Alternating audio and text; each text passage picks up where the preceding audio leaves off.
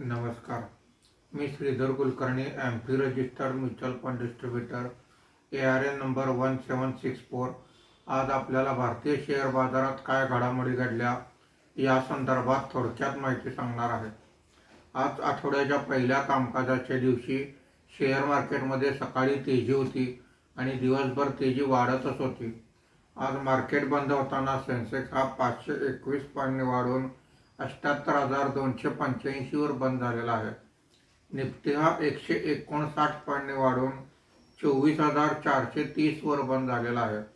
आजच्या कामकाजामध्ये BSE reality index 1.82%, BSE consumer durable index 1.19% वर आहे. BSE ऑटो इंडेक्स 1.14% वर आहे. BSE IT इंडेक्स 0.58% वर आहे.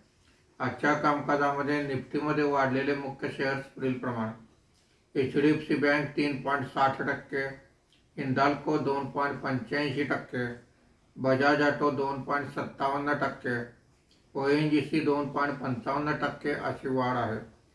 आज निफ्टीमध्ये घसरलेले मुख्य शेअर्स पुढीलप्रमाणे: Kotak Mahindra bank 3.89%, Max Healthcare 1.81%, TCS 1.71%, Coal India 1.45% अशी घसरण आहे.